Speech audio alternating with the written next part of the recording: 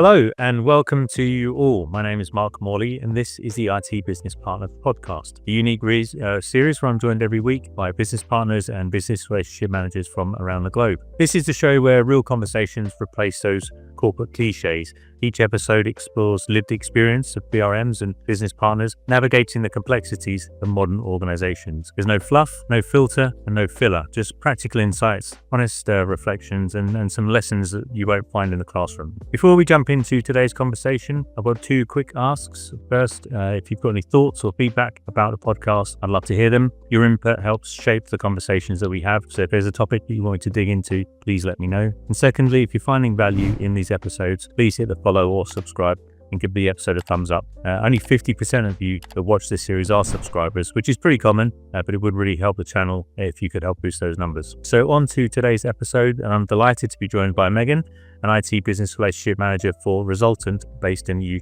US. Megan's been in this role for about 5 years, having moved on from project management roles. I only connected with Megan a few weeks back. I noticed one of her posts on LinkedIn. The organization had recently implemented a tool to support the BRM team, and Megan had graciously shared some feedback. So this grabbed my attention because I often ask our guests what they use to help them track their workflow, and none until now had used anything specific for their team. So I'm really keen to hear Megan's experience. So good morning to you, Megan. Thanks so much for joining me. Can I hand over to you for a quick introduction before we discuss your journey here and then spill the beans on your fancy new tool? Well, thank you, Mark. Thank you for having me. I am Megan Diehm. I lead our IT business relationship management team for Resultant. My role I started, as he said, in the project management arena, and I grew into the BRM role, and now I lead our BRM team. We serve currently public sector here for the city of Fort Wayne, Allen County, and city utilities. And we recently implemented a tool called Notion to manage our workflow. I think kind of like all other BRM teams, there wasn't really a great tool out there that helped keep us aligned and creating enough transparency across the team so that we weren't siloed in our own business units. We've gone through several different tools to try to achieve that goal of coming together and being able to collaborate and see the scope of the portfolio. So Notion was a really unique find for us. It was very similar to, I don't know how many people use the Microsoft suite, but we were using SharePoint, and then we grew into Loop. And Loop is a fairly newer tool out in Microsoft, and it just had some inherent gaps. So with Notion, it gives you the ability to curate your own workflow and the way that it integrates. It's a series of smaller databases that work together. And the flexibility and the malleability of the tool made it the perfect alignment for our team. Now, that wasn't without iteration, right? So we learned through navigating, okay, this is working really well. Okay, let's change this thing over here. And we got to a point now where it really does create the alignment and visibility across our team, which is what I was so excited to share on LinkedIn, because it's a tool that I don't know that many people are using right now. Yeah, I mean, this is, as I say, I always ask our guests, what do you use to help you in your role? Whether it's an approach or a tool or some advice, whatever it is, how can we help people that are in this role? And there's a few reasons that people generally need help. One, that they are struggling to articulate their value, that they don't have deliverables. So how can you show what it is that you're doing? Two, there's the visibility. People may not be familiar with the BRM or BP role. So it's making sure your other business partners kind of know who you are and what you do. And then there's this thing I think also that plays into it is like the maturity of the BRM capability as a profession, if you like. So we always talk about the other professions that are well established and they never get questioned, whereas business partners and BRMs, I guess, are more recent. And having a tool, I think, is maybe a way of helping to establish that role. You're giving someone some more credibility. So I was really interested when I saw that you were using this tool. I really wanted to speak to you, and I was grateful that you posted your comment and some feedback for other people to see, because it is something I always ask. What are you using? And typically people are either just creating their own tools, individuals. So there might be a team of BRMs, but one person's just using an Excel spreadsheet, or someone's using a notepad, someone's writing stuff down. So everyone's using a tool, but it's more often something that they've just created themselves, and it's not really something that you see. And It's usually pretty ad hoc, right? yeah, It's custom made, and it's got its own gaps and holes. And I'm not saying that Notion is perfect, but what I do think it has created for our team is a centralized place where all of the information that we gather, because we meet with so many different departments and business units, the amount of information we consume, it's so vast. And typically when you meet as a team and you're talking through, hey, this is what's happening over here and how it can impact things over there, you can miss things. And one of the features that I have really loved about Notion is there's this Ask AI piece, and it links to our SharePoint and Teams. So if you have been chatting with somebody else in Teams and it was about a specific challenge, so let's just use, a GIS challenge, for example. They're having challenges with a specific tool. If you just pull up all of the discussions around GIS field map, it'll pull that forward, and then I can go and look through the targeted information, and it helps to bring it all into a centralized format that really empowers us to have a better conversation. Because typically when you have a team of, I don't know how large most other teams are, but our team is 4 people, and you don't always know what's important to somebody else. Yeah. Because you are getting so much information. So having a centralized repository where you can really kind of search up, and it helps identify proactive trends, which I feel really empowers the BRM and creates another avenue of value and business impact. Because before, you're only bringing forward what you believe would be beneficial. This gives everyone the access to the same amount of information, and the way they use it is so very differently depending on their strengths or skills and the different departments that they support. And so is this something you can share with your business partners? So it's not something that only you have access to, other people can access it too? Yes, other people can access it. We haven't rolled it out to that large of a group yet. We are still kind of refining and honing what that process looks like, what we want that dashboarding to look like for our stakeholders. But the original focus of building out Notion for us was internal centralized documentation, where we could gather information. We know what's happening from a project roadmap perspective, initiatives that are happening, either that are wrapping up, coming up, in flight, things like that. And it helped to give us more institutional awareness across the team, which I think was very important. And it was an area that, frankly, we struggled with a bit because we have such different business units with competing priorities that sometimes you just miss something that may have downstream or upstream ramifications to a different business area. Did you have access to any of your business partners' tools? Because, project managers have tools, architects have tools, operations and credit. Were you using other people's tools until now, or trying to use them? We did somewhat. We heavily leveraged Teams to collect everything. We do a lot of the 365 tools. Like I said, SharePoint. We built our own Loop site. We do have a Power BI dashboard and some of those things. But frankly, when it came to identifying potential service gaps in terms of trend and hardware breakdown, that we've used our service management tool called ConnectWise. And it was a lot more of a hunt and peck kind of effort for our team, mostly because you're seeing the one-offs depending on what you're going in there to look for, where this is where Notion helped to bring that together. So our Power BI dashboard can show us, for example, maybe printers or something like that, right? And then we can see, okay, it's not just the health department or the assessors who are having issues. This is a much larger challenge, and maybe we need to have a conversation around driver compatibility or something like that. So it does help us get proactive in the service and the maturity of our BRM team. And it has helped really grow and give us the opportunity to be enablers, really, for their business, because we're bringing forward things to them that they themselves likely would have not caught because of the one-offs. And it must be nice having kind of food on the table, cold hard facts that you can refer to.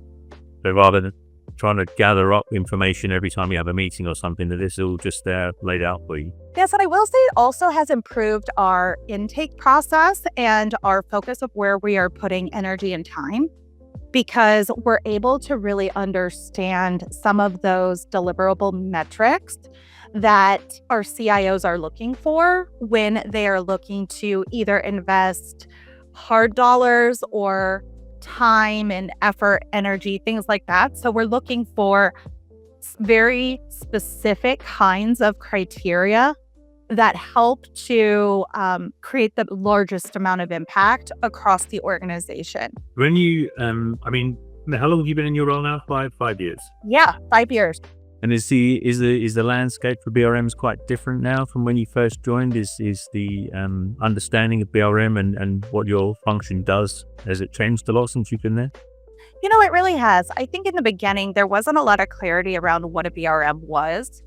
They kind of saw us more as service desk, if you will. Hey, I've got this problem. Here, will you get somebody to come and fix this kind of thing?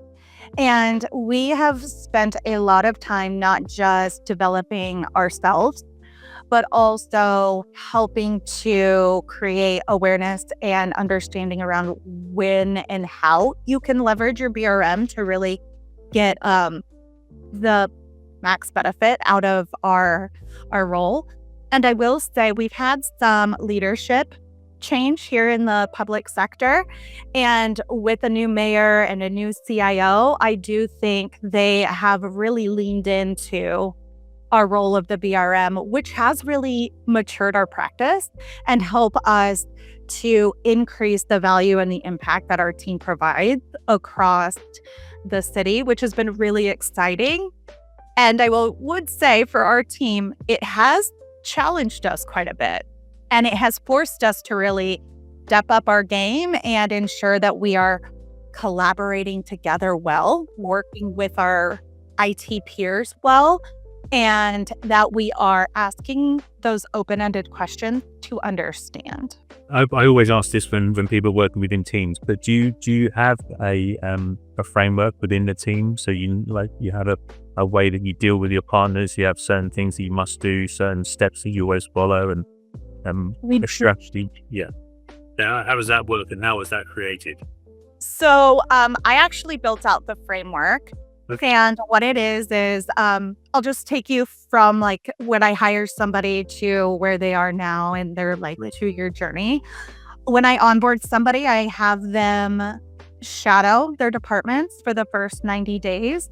And what that is you're going to sit not just with managers and team leads, but I want you to sit where the work is being done. So closest to the entry point, the lowest people on the team, because I think that's where you really start to learn the meat and potatoes of how the sausage is made, if you will. But I have them do that, and they build out department personas. And those personas they tell you a lot about the department. What's their mission, their vision, their culture? Who are some of the main executive stakeholders? Who are some of those people who everyone looks to for the answer? And they may not be in a manager role, but they have a strong voice. And so they start to build that out. And what that really does is it helps them navigate the landscape from not just a political perspective, but it helps them really understand their business. And it's all about learning. So we're not bringing forward anything. We're asking questions to understand. The focus is, how do you do what you do? How do you measure success? And what would you like to see, right? So it's very entry level in the beginning. And then as we start to gather all that documentation, I work with them to identify opportunities. And we start with some of the low-hanging fruit, for example, things that we can help to evolve and improve workflow and gain efficiencies. But it's not a huge overhaul. So it's a small exposure that helps the team to lean into that person a little bit more, and it gives them some wins underneath their belt. And then that helps to really build the momentum and the framework for the relationship. It helps also to establish trust early on. And then we start to move into frequent BRM meetings. And what those look like is it's discussions. We want to hear about their business. We want to tell them what's happening in IT, things that could impact their workflow or maybe their tool suite. And then we also talk to them a bit about the service tickets. So here's what we're seeing from a hardware perspective, tooling perspective, apps, users, all the things. And then we talk a little bit about emerging technology and what we're seeing in their specific areas. So, public works, we'll be talking around fleet management and how telematic data can bring value to your business and things like that. So that becomes a more ideation conversation towards the end of it. And we continue to build on those building blocks throughout the relationship. So it has helped a lot with creating a consistent experience, regardless of who your BRM is, right? Because we do not all have the same strengths and weakness. In fact, I was really intentional when I hired my team because I was looking for people who had different strengths and weaknesses so that we had a very solid bench. And what we do is very similar. How we do it is unique to the person. So I want them to really be able to own their voice and their strengths, because I believe that that's where true authenticity and that genuine rapport comes from. And we've seen a lot of progress and positive momentum through the shift in the way we navigate. I think at the beginning, we came in and people were like, oh, IT wants to ask us all the questions, right? Do you see yourself as more part of IT rather than part of the business? Oh, that's a really great question. I feel like no. I want to say yes, I feel like I'm more IT than the business, but I probably am more business than the IT side. And mostly that's because of the depth of knowledge that I have to have regarding not just that one department, but how that department impacts the business unit, and then how that business unit impacts the other pieces and parts. And so I feel more like I would lean more business than IT. I'm not highly IT technical, but I do think that the power when you're less technical is it's easier for people to have a conversation with you. They don't feel like you're making them feel silly for asking questions. But I also know who to bring in at the appropriate time and at the appropriate level to have a productive conversation around a solution that we're trying to work through. So I believe that, definitely more on the business side than IT. Well, I am part of our IT organization. I think that bridge piece, I lean into pretty heavily. When you're hiring BRMs, do you look for a background more in IT than within the business? That's a really great question too. I don't actually. So I have found that I look for soft skills. I hire the person who's going to be able to think outside of the box, ask a lot of questions. They want to understand. They don't come in just with a lot of opinions, always wanting to be right. There's somebody who is a natural learner. That's really the biggest thing that I look for. I do want somebody to have understanding of technology and how it all plays together in terms of, networking and server infrastructure, but very high level. I would say I want them to, and in the words of Jeff Warren, be an inch deep but a mile wide. Yeah. So focus more on those soft skills so that we can train up those hard skills. It's the reason I ask is I've had people come to me in the past and say, look, I'm actually really interested in going for a BRM job, but I just don't have the IT skills. I don't have the IT background. I'm from within business. And for me, I don't have an IT background either, but having spoken to BRM and worked in organizations, I think as a BRM, your deep technical knowledge is not necessary. Your surface technical knowledge is necessary, but that's something you can learn given time. I think the so-called soft skills are the really critical ones, and I think those are more the ones that you've either got them or you don't. I think some people just don't have empathy. They just don't. They won't. They just. There's that part of them that's missing, I think. So I think that's much harder to learn. So I think if you're coming from a business background, I think you're equally as likely to be a successful BRM as someone coming from the IT background, because you're not stuck in your set in your old ways. But that's interesting to hear that.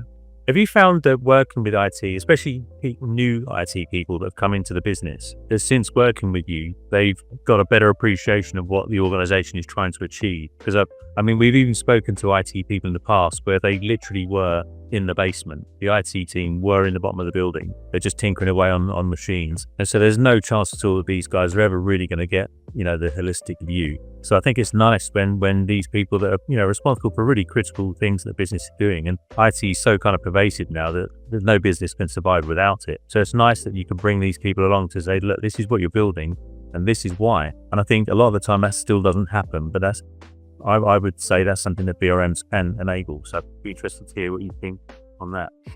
Yeah, in fact, I have created these monthly lunches with our field services team. So those first line technical, not your service desk, but the first line of technical support who goes out to the users, we meet as a team, their team and our team together.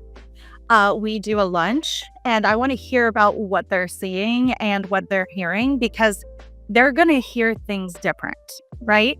They're exposed to a different side of the pain points or the business than maybe I am, based on who I interface with. So I do feel like bringing them into the conversation, helping them also understand the larger roadmap of where we're going and the why behind some of the different cybersecurity shifts, right? Your end user can be a little frustrated that MFA takes them a little bit longer to get into their device, but helping them understand the why. As a BRM, I can do that well, but giving my peers the same sort of language to navigate those conversations in real time, I have found it really has strengthened us as a team quite a bit. And it helps us to identify proactively opportunities where we need to bring more people in. So whether that's we need to pull in someone from our infrastructure team or our application tower, we can really come together and leverage our full bench, because there's more of a cohesive understanding of where we're going from a strategic perspective, and they understand what's on the roadmap. How do you think your roles are going to shift going forward? So are you at a point now where things are working nicely and they're going to just stay the same, or do you think there's still going to be some progression or some changes ahead that might mean you have to adapt the way you work? I definitely think that it's always going to be a bit of an evolving market, especially because technology is not one and done, right? It is constantly evolving, and so is business. And with that, I think we have to be really agile in the services we provide, but also the way that we provide them. The one-size-fits-all approach, I don't think is ever going to really be something the BRM is going to be able to do. We need to be able to shift approaches and really navigate different terrains, because it just continues to evolve. Especially looking at public sector, we've had a lot of change based on the current administration, and that's at the federal level, but that also trickles down to the state, then the city. So all of those things change the way that we operate, and they change the way that we look at things and the tools that we're using to provide the services that our communities really rely on and that they need. So I see us continuing to evolve. What that evolution will look like, I wish I had a crystal ball.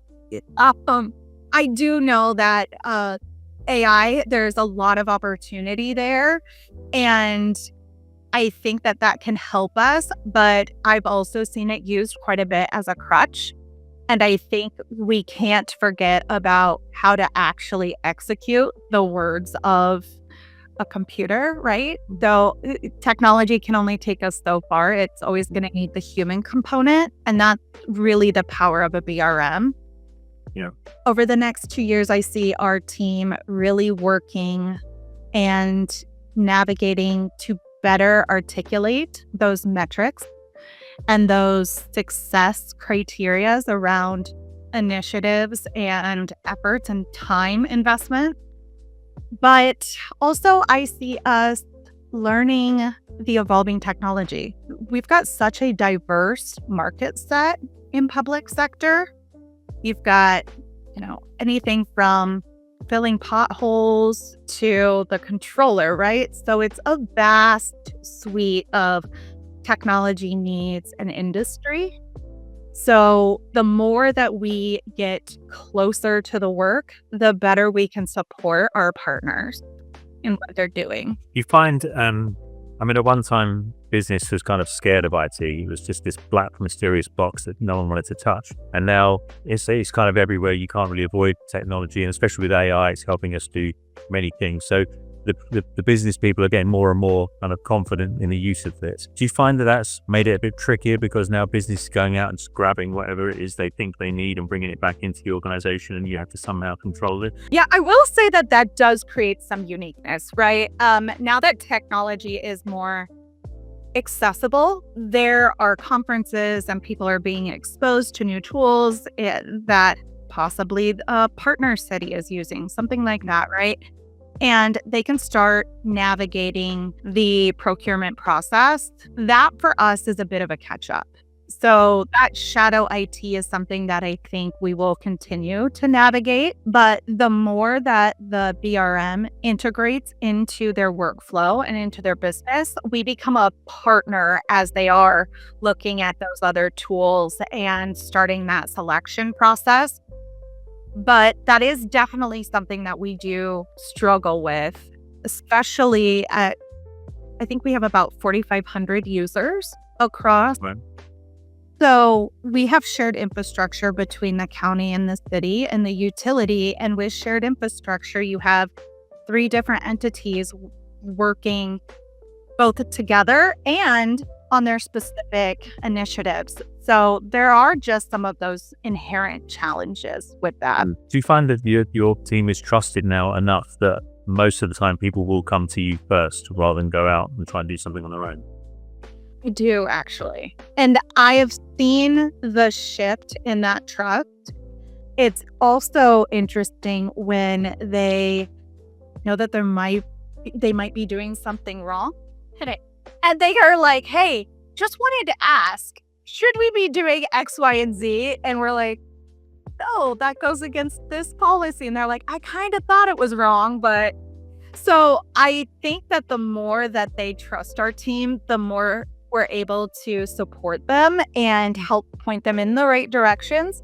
But it also gives them a safe place to ask the question, because often I think people don't want to ask because they don't want to feel stupid, or they don't want someone to think that they're not competent or capable of finding the answer. So when you are so integrated into those different departments, they're going to come to you because they see you asking the silly question, right? Or the thing that everyone's thinking that people are afraid to say. And I think that that helps to disarm and alleviate some of those things. I will say in public sector, we have done a lot of hardening from a cybersecurity perspective. And, in the beginning, people were like, oh yeah, the black box, the cybersecurity hacker boogeyman, right? With the black shadow face and whatever. But it was so abstract that people didn't really realize how close it was. And so the more we educated and had those conversations, what they once saw as a nuisance became, oh, we have to do this. And these are the reasons why. And it's funny to see people get so excited to tell me, I implemented MFA on my bank or this, and, or, oh, I even changed my password on my phone. It used to be just the 4 digits and now I'm 8. So it's exciting to see that not just are these policies protecting the enterprise, right? But it's also giving them protection and knowledge to protect their personal worlds too, whether that's your target password or your bank. So seeing the power of education, right? Yeah. I think it's also making things make sense, because I mean, in one of my previous roles, as I came into the role, someone said, right, we need you to write a new policy here. And I looked at the old one, and I'd never written policies before. And I looked at this policy and it was pages long. And I was just thinking, wow, like I don't even know where to start. But luckily at the time I had this great boss, and he said, well, look, what is it we're actually trying to do? And so I thought about it, and kind of 1 page later, I said what I needed to say. So he said, fine, that's cool. That's the policy. And that was a great lesson for me early on, because up until then I was thinking, policies always had to be these, dozens and dozens of pages long that people never read. And yet that's exactly the opposite of what they should be. So if you can give people guidance and make things make sense to people, it's not a grudge thing. People aren't following policies because they have to, and they'll get told off if they don't. They're following policies because actually they make sense, it's protecting them, and they can see, well, actually this is the value of the policy, this is why I'm doing it. Right. And that's what's so exciting about something as simple as like a password policy, right? Because it's being able to break down challenging topics in a way that my 10-year-old could understand, right? And I'm not saying all end users operate from that level of technology, but when you start to think about API integrations and different data streams and all of these more complexities of our technology environments, there is so much value in being able to explain it in a way that people understand it, and they're not writing something down to go Google it later, right? So they also then trust you more because you're able to convert the language from something that sounded Greek to them to something that they easily understand and that they can implement not just at work, but across the board. So that is another reason why with my team, I focus on those soft skills. I find that sometimes the highly technical individual who transitions into a BRM still talks at a very high technical level, and they have a harder time breaking it down into something end users can understand, even though to them they have, right? And I think it's that knowledge gap. So once you have that level of expertise, it's hard to go back to what it was like when you didn't. Yeah, and we even find that here when because we do training and consulting, and sometimes they're putting things together, and you put something together, and you think, okay, this is, everyone will understand that. But then when you really read it, you think, actually, no, this is still too technical. And it's because you're so used to it. It's not technical language to you because it's just what you're used to. So it is quite difficult. And this is something I think has always been, we used to blame the IT guys for talking in jargon and trying to kind of confuse everyone. But really, that's the language they speak. So why would they speak any differently? So it is difficult for people to change the way they talk and put things in layman terms. I mean, where does layman start? Right, that's exactly right. And I find that they're really great at getting in the weeds, right? So if it's highly complicated and you're bringing in a vendor and things like that, then yes, having them at the table is critical. But typically when you need to make a business decision around, is this dashboard going to live here or here, and what data do we need? I don't know that you need the weed, right? Here's what I'm looking for. Here's how I want it to perform. This is what I want it to tell me. And this is what I want to do with it in terms of the decisions it will inform. Having somebody in the weeds that talks about all the mechanics behind it can overcomplicate some of those conversations. Yeah, definitely. Yeah, and that's when that immediately starts to break down trust, doesn't it? And then that's when people retreat and lose their confidence, and then suddenly it goes south. And they don't really want to meet with you again, do they? Because they're like, well, I felt really dumb last time I met with him. I didn't understand any of what he said, so I think I can figure it out. And it's that I think I can figure it out where that breakdown starts, and then it will continue to grow and grow and grow. So the more we can get in front of that, the better. Yeah. Especially with my team. That's what we really focused on. Yeah. And you mentioned earlier your CIO had recently changed, but he was happy with the way things were going and kept everything in place, which is wonderful. I hear many stories where that's not the case, where a new CIO comes in. Often they kind of want to put their stamp on a place, so they look for places to, cut costs. And I've heard, especially recently, that there are a lot of examples where CIOs have come in and just wiped out the BP or BRMT. And I've actually quite recently, last week, heard that they're actually thinking about bringing the business partners back in because everyone's complaining things aren't working, so that they've realized a mistake. But when your CIO came in, what do you think it was that they saw that they thought, okay, this is staying, this is part of the furniture? So our prior mayor passed away, and we got a new mayor early last year, I want to say. And our Civil City CIO had already announced retirement.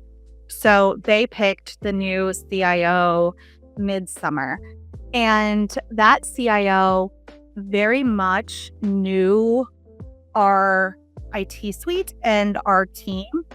And I think that when he came in, he was able to, he can't be everywhere at once. And realizing what we could be his hands and feet and actually multiply his impact by bringing him information and bringing him into things so that he could help to enable what people are trying to achieve without having to be in every meeting. I think for him, seeing that value was a significant game changer, because before, I think he looked at us as, potentially more BA, PM style individuals, and not necessarily a strategic arm that really validated or invalidated some of what we were trying to achieve. So that has been really exciting to see him lean in. And I really think that his leaning in, not that the other CIOs don't, right? They absolutely do. But with the new CIO, to your point, I wasn't sure what that would look like for our team. And I would say he's been a very strong advocate. He even helped our team go to the high performing BRM course with Jeff Warren. Right. And so I've heard wonderful things about that course. It was a great course. And I felt like that investment into the team really said to our team, I see you and I see the value that you guys bring. And so I really want to ensure that you guys feel strong and confident in what you're doing. Yeah. And I speak for myself in saying it meant a lot, but my team, the growth that I've seen since we had that training has quadrupled where we were before. And it's some of just that gut check, right? Where we were doing a lot of what Jeff was teaching, and it was like, okay, so we're doing the right things. And that gave them confidence and a lot more presence in some of those meetings at the tables, where I think before there was a learning to navigate. Right. Was that the first training you'd done as an organization for BRM? That is the first training we've done as a focused BRM training. So we had done several other trainings. We did design thinking workshops. We did strategic planning, road mapping, things like that. But specifically focused on the BRM, that was our first industry training, which was a really exciting opportunity for our team. Yeah. I think the nice thing is, I mean, when we ran our first BRM class, and it was part of the BRM Institute's class, the organization that we went to, they had BRMs that had been there 10 years. And I wanted to be in the class when we ran it. And I was thinking, what are we going to teach these guys? I mean, we'd only just recently started training the material, and they've been doing 10 years. But I think because BRM is one of those roles that didn't historically have a framework around it, is people kind of created the role and thought, okay, what is it we should be doing? So there's always a kind of slightly different approach that people are taking. even within an organization. So once everyone has been given a foundation, this is your starting point, you can still go off and kind of create your differences, fine tune things. But the fact that you've given everyone a starting point, as you said, it gives people confidence, it gives people validation that, I'm doing this and this is the right thing. So good, I'll keep doing it. So it is great to have these courses, and it's good to hear the feedback on that. But it's just wonderful to hear that you've got that support, and that whatever you're doing. Do you think that the data or the information that you've got readily available to you that you can immediately share is something that gave the CIO that confidence that you kind of really knew what you were talking about and he could trust you? I will say where we are today with Notion is light years from where we were, I would say, in February with Notion, right? So we didn't necessarily have the data we have today then to get his investment into the team. Really what I believe it was partnering well with him to explain and help him understand how the role could help him as a new CIO, because he came in and he had a lot of powerful ideas and he had a vision, but he's also one person, right? So knowing that you don't have to be one person, you actually get to now be 5. And you can be so many more places at once and create far more momentum by leveraging your bench than you ever could to do it alone. And I think it also helps to take some of the pressure off. You don't have to be at every meeting. You don't have to work all night to figure out how to support animal care and control or the police, because their businesses are so different. You're one person. You can't know the scope of that many industries into the technical weeds. So when you are able to partner with a team, you have the brains of many, but help to not only lighten the load, but also move that forward for you. We also really worked on understanding his vision and what his messaging and how to frame things through the lens that he was really focused on. And I think that helped people lean in as well, because it felt like we knew him better and we really understood where we were going, because there was that consistent language and message. So I've been really excited watching us over this past year, how much it has changed.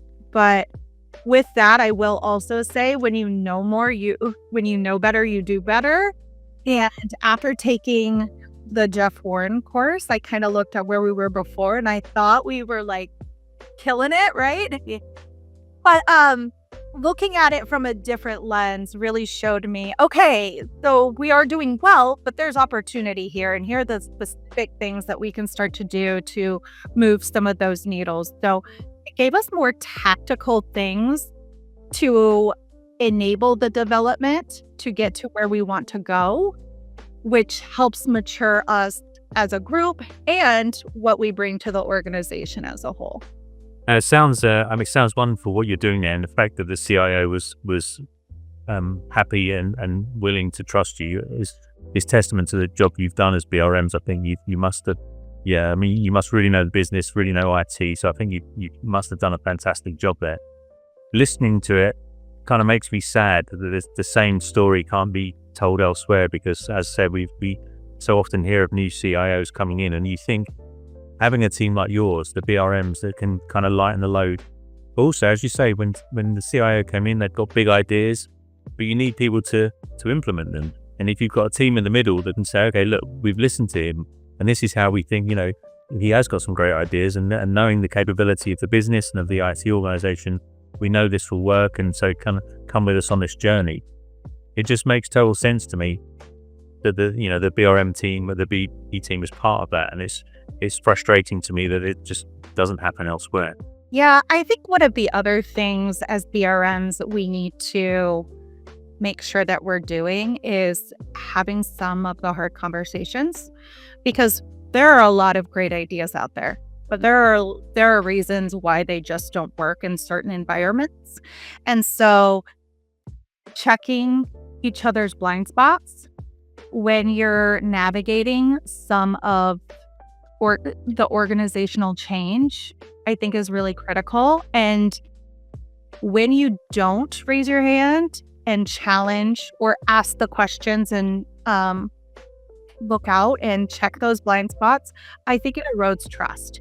And once you've gotten to a point where they don't trust your voice, it's really easy for them to say, well, that's noise.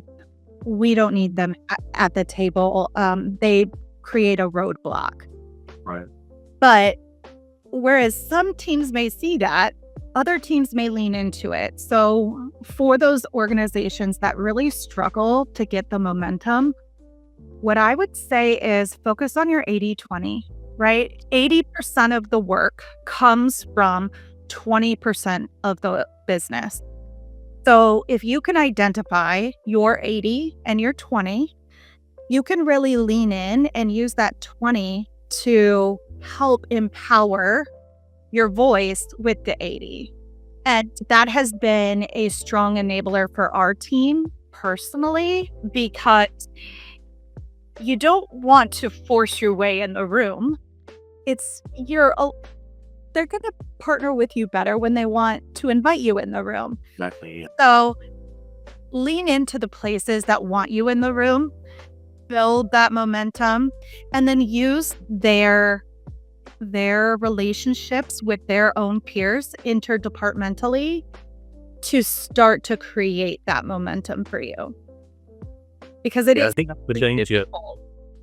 I think especially with the training, because everyone, often the goal of a BRM or a business partner is to be a strategic partner. That's what people want. And then you go on the training and people tell you that's what you should be. You should be a strategic partner. So then people go back to the business, back to the IT, and they're like, right, get me a seat at the table.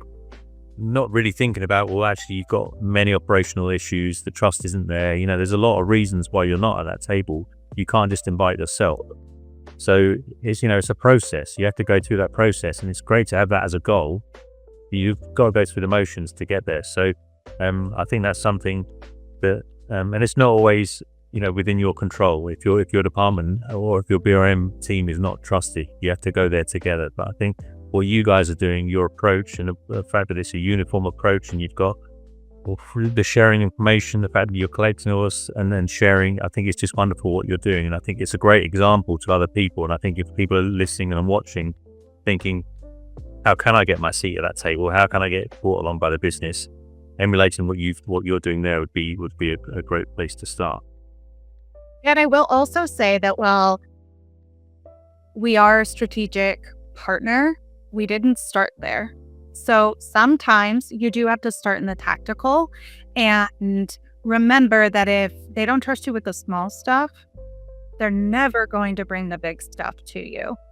So those little wins, especially in the beginning, help to build on that trust. And also they give you kind of a bank, right? If something were to go wrong and you don't have any wins in your bank, then you're back at the bottom. And it helps you with kind of the grace that comes along with navigating challenging landscapes. And it also helps to expand the grace that they give to IT as a whole, right? So I may say that I see myself more on the business side of things, but they see me as not just their partner, but also IT, the face of IT.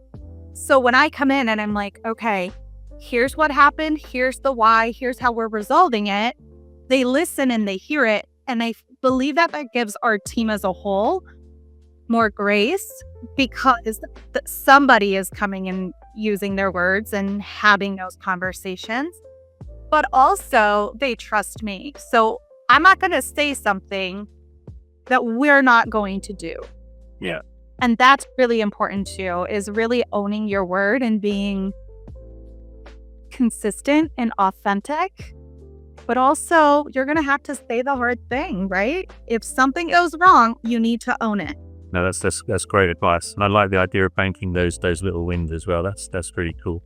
I just wanted to ask with Notion, because that was the reason I kind of got excited in the first place about our conversation. But I just wondered, how does that play along with the other tools? I mean, is there kind of interconnections that you can, because it's what you don't want to do is kind of everyone has their own tools and nothing speaks to each other. And I guess as a CIO, you really want to open your computer and see one dashboard.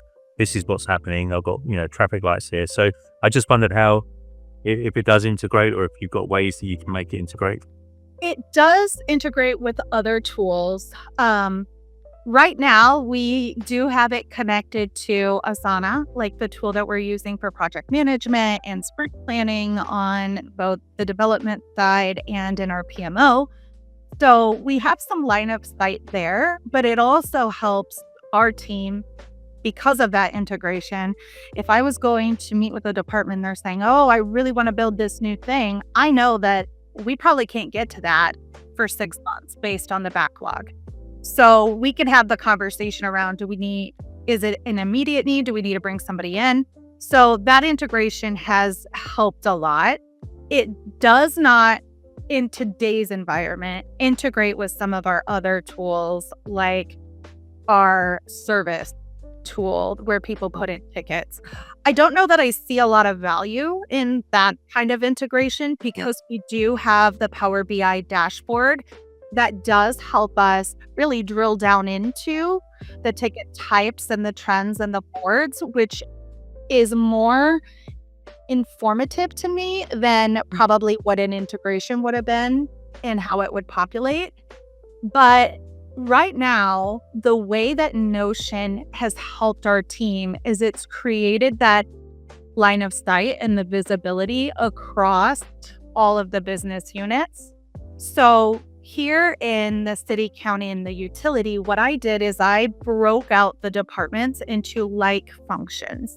So a BRM may have the financial and administrative function, which means they're going to have HR, finance, payroll, things like that, those kinds of departments, but they're going to have them across all 3 entities. Now, what that will look like is their workflow will be very different. Their industry will be the same. Yeah. Maybe the county uses a different tool than the city. So how they do their role is different, but the heart of what they do and why they do it is consistent. Yeah. So those business units, it gives us line of sight into the business units and the departments, and then also the different entities. Right. So that it helps to break it up so that when we meet with the different CIOs, we're able to communicate in a way that if there is a challenge in one area and maybe over here they're doing it really well, yeah, you can start to bring those peer groups together and create some cross-functional or cross-organizational, really, alignment, and they can learn from each other. And we've had a lot of really powerful conversations that have shed light on, oh, we could do it differently if we did this or that, because they took learning from somebody on a floor above them that they maybe didn't have even thought to do. So that is one of the things that Notion has created for us, which is really, where are their biggest challenges? And then who has some of those challenges, but they're doing them well. Right. Yeah, I love that. I think that's really, really great, very powerful. I see we're kind of at the end of our time now. So as always, these conversations fly by. This hour's gone by really quickly. I've really enjoyed talking to you, Megan. Can I just ask, as I always do, your one piece of advice, if you have any, to other BRMs that might have challenges or struggles, that something that you've done in the past that has just boosted you, helped you in one way or another? The biggest piece of advice I would have for somebody who is either starting or really feeling overwhelmed and challenged is, I would say, stick with it. The consistency of showing up. Well, there are days where you're going to get pummeled. There are days where you're going to have significant wins. And those days become such a beacon and a purpose driver for you if you connect deeply with the role. But if you don't connect deeply with the role, then maybe it's just not for you, because this role requires a lot of resilience, a lot of walking through the hard stuff and growing in ways and being stretched in ways you maybe would never expect. Yeah. So know who you are, like who you are, know your worth. I think that's really important, because if you value you, people around you value you and they will hear your voice. But know that you're there for a reason. You were selected for a reason. And if you couldn't do the role, you wouldn't be in the seat. Wonderful. That's wonderful advice. Thanks, Megan. I say it's been an absolute pleasure. Mark? Yeah, no, it's been a pleasure speaking with you, and I can't wait to get the episode out, because I think there's so much in here that's going to be helpful to those listening and watching. So, I'm looking forward to publishing it. But yeah, thank you again for your time. It's been a real pleasure. Thank you, Mark. And if you ever want to chat again, just let me know. This was a joy. Yeah, no, I hope we stay in touch. I'd love to see where you go from here. And I think you're definitely one of those standout examples. So I think there's a lot of people that can learn a lot from the way your BRM organization is working. So I appreciate that. And if anybody needs advice, let me know. Happy to always help and support other BRMs and leaders who are working to strengthen and mature their team and the capability provide. Yeah. All right. Good. Thanks, Mark. Thanks a lot, Megan. Have a great day. And you too. All the best.